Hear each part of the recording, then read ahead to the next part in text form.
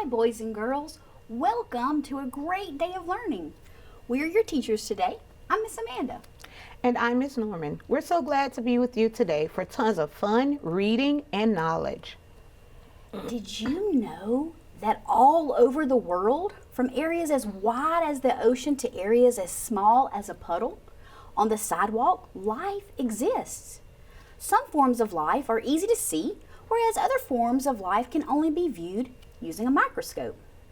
Now, our focus standards today are RF.3.3, RI.3.4, and SL.3.1. Each life form is suited to live in a certain place called a habitat. We'll hear all about the different places where both living and non-living things exist and how they interact with one another. But first, let's look at some key vocabulary. In our text, we're going to learn about something called the balance of nature. If something is balanced, it's in harmony. All parts have an equal amount. The balance of nature can be thrown off by different events. Both nature and human are responsible at times for throwing off the balance of nature. True, and knowing these key vocabulary words and the meanings is important in understanding a passage. That's right.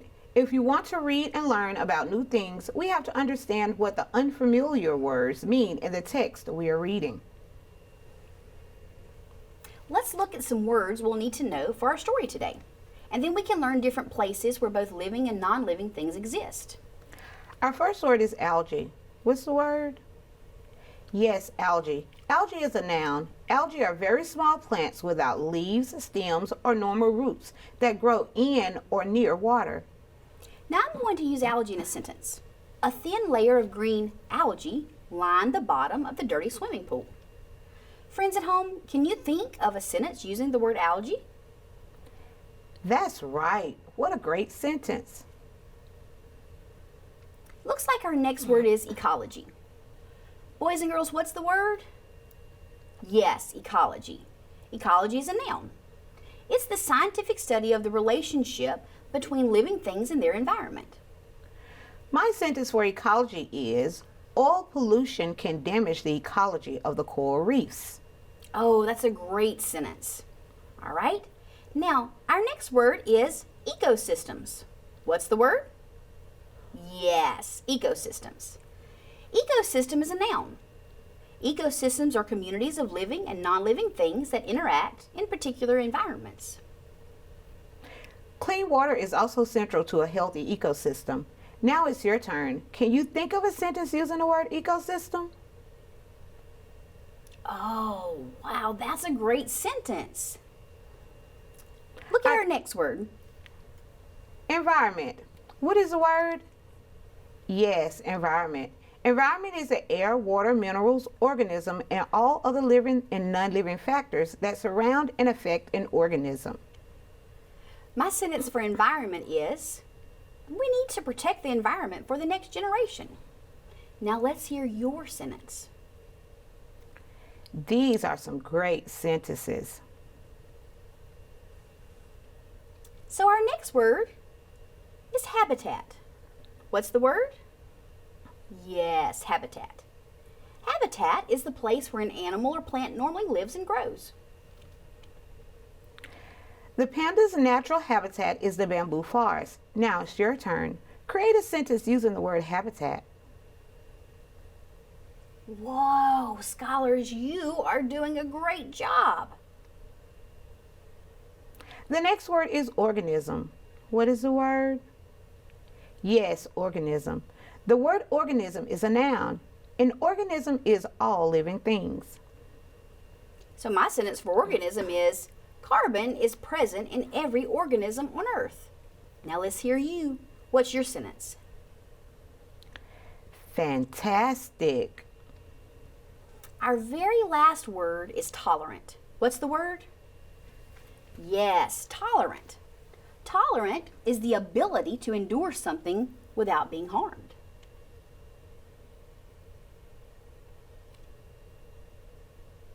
Remember, soybean plants are shown to be very tolerant of excess water.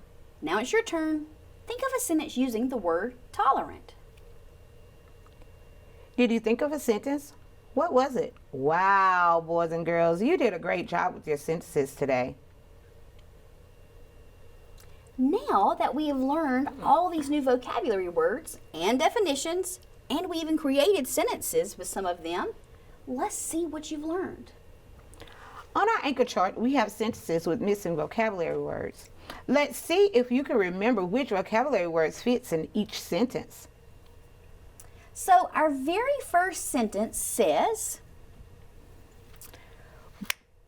exist on plains and in deserts, forests, lakes, rivers, and oceans. Boys and girls, do you know what it could be? That's right, ecosystems exist on plains and in deserts, forests, lakes, rivers, and oceans.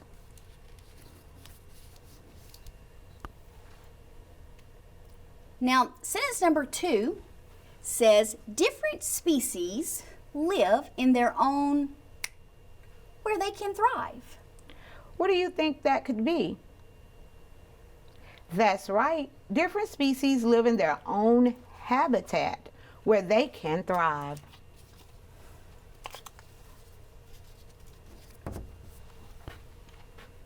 So let's look at our very next sentence. I want you to notice something. This sentence has 2 empty spots. There's 2 vocabulary words missing. Let's read this sentence and decide which words fit best. Have adapted to their changing over time. What do you think the first word could be? Yes, organisms have adapted to their changing over time.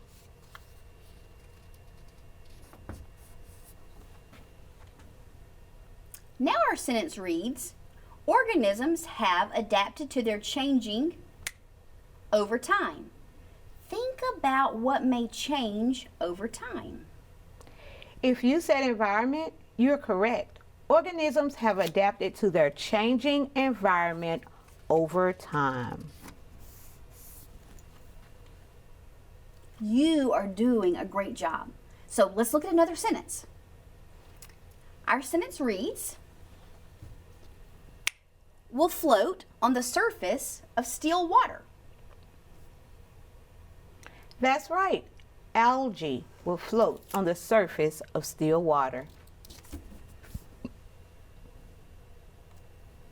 Whoa, we're down to only 2 words now. So let's look at another sentence.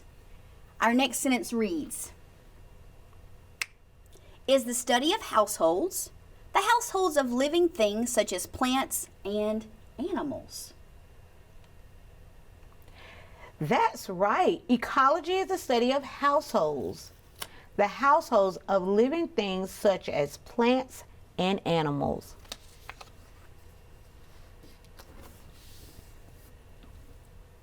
All right.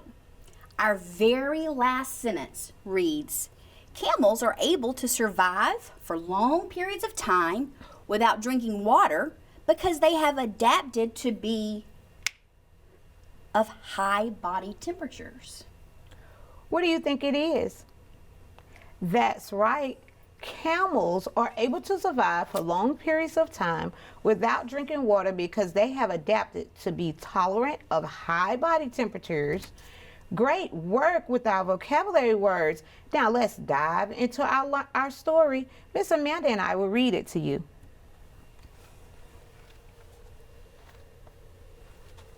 How can squirrels live in cities? Why do bears live in forests? And why do whales live in oceans? Do you ever wonder about such things? Plenty of people do. Hi, my name is Zeke, and I am one of those people who never stops wondering and asking questions. When I was your age, I asked many questions. When I grew up, I decided to become a scientist to try to find the answers to my growing number of questions. The science that I studied in college is called ecology. Its name comes from the Greek word oikos, meaning house or household, spelled eco in English, and the suffix ology, meaning the study of. Ecology is the study of households, the households of living things such as plants and animals. That is, plants and animals do not live alone. They are part of a system of household communities called ecosystems. As an ecologist, I study ecosystems all over the world. I learn about plant and animal relationships and how they may interact with one another and with their environment. My job helps others understand how everything on Earth is connected. Ecosystems exist on plains and in deserts, forests, lakes, rivers, and oceans. They may be as small as a puddle or as large as a rainforest. They may occupy water or land. No matter the size or location, ecosystems always include living organisms. Organisms are sorted by species. For example, you are a member of the human species. You may look quite different from the person sitting next to you, but you're familiar enough so nobody will mistakenly think that you may be a member of the cat or dog species. Ants belong to their own species, quite different from human. Jellyfish and elephants each have their own separate species too. Each species is unique and has characteristics or traits unlike any other species. An ecosystem is home to a variety of species, groups of living plant and animal organisms. But an ecosystem includes lots more than just living things, and many parts of an ecosystem are hidden from view. Sunlight, water, air, sand, rocks, and soil are all important parts of an ecosystem. These non-living parts help determine what kind of plants and animals are able to live in each different ecosystem. For example, plants need shade and plenty of water and would not be very tolerant of or able to endure hot desert climates. Each species has its own habitat or special home within the ecosystem. Habitats such as forests, deserts, savannas, the tundra, saltwater oceans, and freshwater lakes, rivers, ponds, and streams are all home to a number of animals and plants. Sometimes you'll hear people call these large areas habitats, and at other times you may hear them called ecosystems. Both are correct. Biome is another name you might hear for a large-scale ecosystem, but ecologists do not all agree on precisely how to define what a biome is or how to classify the number of biomes that exist on Earth. You may learn more about biomes in later grades. For now, we'll stick with the terms habitat and ecosystems. The word habitat can also refer to a smaller area as is part of an ecosystem. In other words, a habitat refers to the preferred home of a plant or animal. An ecosystem, then, would be a collection of habitats. But don't get the idea that an ecosystem is just a group of homes for animals and plants to live in by themselves. In every ecosystem, plants, perhaps the most important feature is the interaction between living and non-living things. To understand the difference between ecosystems and habitats, let's look at a rainforest. A rainforest is an ecosystem, a community of living and non-living things. Within the rainforest ecosystems, there are many different species of plants and animals, such as trees, worms, snails, butterflies, frogs, snakes, jaguars, monkeys, turtles, as well as some humans living in dwellings. Each one of these species live in their own special area, a just right habitat, where it can thrive within the rainforest's ecosystems. Worms live beneath the soil, some monkeys scamper along the forest floor, whereas others swing the high tree branches far above the ground. Jaguars lie on the low-lying branches. More than one species may share the same habitat. As you can see, turtles and frogs do, but they interact in a way that helps shape the whole community or ecosystem. Physical factors of the environment affect and allow certain organisms to live in certain habitats. A habitat supplies all of an organism's needs for survival: food, water, shelter, and space. Organisms have adapted to their changing environments over time, allowing them to survive.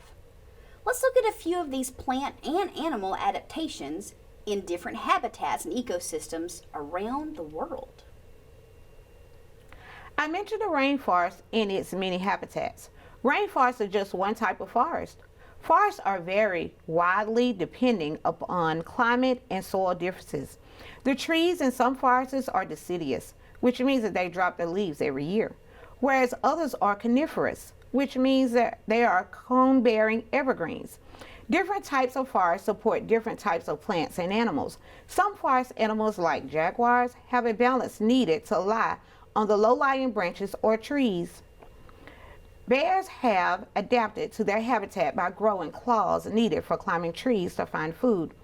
Others, like monkeys, have long tails for gripping tree branches as they climb higher and higher. The beaks of some birds are well designed for breaking open seeds, whereas the others are designed for sipping nectar from flowers. Deserts are arid regions, marked by little rainfall. Succulents, plants with spiny, waxy leaves, are often found in the desert. These special plants, such as cacti, are able to store water in their stems.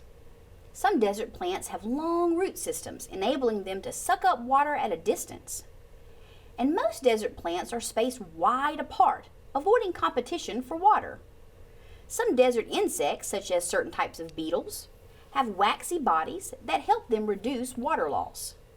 Other animals, like the famous camels, are able to survive for long periods of time without drinking water because they store water in their bodies and have adapted to be able to tolerate high body temperatures. Savannas or grasslands usually have few trees or shrubs. Rainfall varies, with some grasslands being wetter than others. The type of grasses vary too, depending upon temperatures and the amount of rainfall in the region. Sometimes grasses are seasonal, growing only in the winter or spring. Where this is the case, animals often adapt to their habitat to match the growth of the plants in the ecosystems. For example, when little grass is available, antelopes migrate, and some small rodents hibernate. Because there are some places to hide from enemies in open grasslands, antelopes display another adaptation for survival. Known for their speed, they run at rates of 50 miles per hour. Arctic lands are called the tundra. These treeless areas near the North Pole are cold for most of the year. The tundra is dark all winter long, and there is permanently frozen water beneath the ground. During brief summers of constant sunlight, a few plants grow, but there's very little vegetation. One animal that is well adapted to the Arctic tundra is the Arctic fox. He has a short, round body with lots of fur and little skin exposed to the cold. Lemmings, small rodents of the tundra, burrow under the snow to conserve heat, whereas many other animals, like the caribou in this image, migrate to warmer areas for the winter. Ecosystems are not limited to land areas. You know that living organisms also live in aquatic or watery habitats. Freshwater ecosystems, those with little salt, include lakes and ponds, as well as rapidly running streams and rivers in the still waters. Algae will float on the surface of the water, but in running streams, algae cling to rocks, preventing the current from washing it away. The physical adaptation of water insects, such as long, claw-footed legs, enable them to hold onto rocks and avoid being swept away by the currents. Fish breathe through gills, which allow them to breathe underwater without having to come to the surface. Saltwater ecosystems support a wide variety of plant and animal life. The organisms that call Earth's oceans home cannot survive without the salty content of its waters. Many fish have special ways of lighting up to either attract prey or ward off danger. Together we will explore plants and animal life in ecosystems around the world, remembering that everything on Earth is interconnected. Next time, we'll look at some of the links that make these connections. How do you think you're connected to an antelope or a bee? You'll soon find out if you're right. Whoa, I didn't realize there were so many habitats all around the world. Yes, there are. Now, boys and girls, it's time to see what you remember about what Zeke taught us today. That's right. Now, we're going to ask you a few questions about what you learned today. If someone studies the field of science called ecology, what do they examine? And what's that person called? That's right. It's the relationship between living and non-living things in an environment, and an ecologist is a person who studies ecology. So what's a habitat? If you said a habitat is a special home of a certain species, you are correct. Now, what are some examples of habitats that you heard in the read aloud? Some examples of habitats were soil, low-lying branches, and trees. What makes up an ecosystem? And what are some of the examples that you heard in the read aloud? Animals' habitat, including living and non-living things, all make up an ecosystem. The tundra, forest, ocean, streams, ponds, lakes, savannas, deserts are all examples of ecosystems. They were really paying attention. Now, I just have a few more questions. How would you summarize the main ideas of today's read aloud? You may have thought about the ecology as a study of the environments or living things. You may have also included that animals have adapted in ways that make them well suited to live in certain habitats or homes to make up ecosystems. All living and non-living things in habitats and ecosystems are interconnected. That is exactly right. Now, today you heard that both living and non-living things are part of that ecosystem. Can you think of a way in which non-living things, such as rocks or sand, can help animals survive?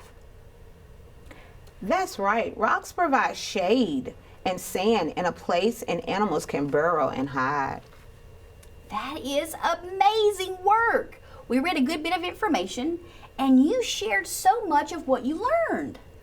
True. Our world is definitely interconnected, and habitats and ecosystems are beautiful examples of those connections. Yes, that's exactly right. Now, I have had an incredible time today learning so much about our world. Friends, we hope you've enjoyed learning about the habitats and ecosystems with both of us. Now, we look forward to seeing you again soon. Yes, please join us again soon as we continue to explore all kinds of animals, places, and events in our world. Thank you for doing your best today, scholars. Be sure to share something you learned today with someone in your home. All rights and credits for today's lesson belong to Core Knowledge Language Arts. We'd like to thank them for publicly sharing these valuable resources. The views and opinions expressed in this lesson are those of the Core Knowledge authors and do not necessarily reflect the official policy or position of the Mississippi Department of Education. Friends, thank you again for joining us today. We'll see you next time. Bye-bye.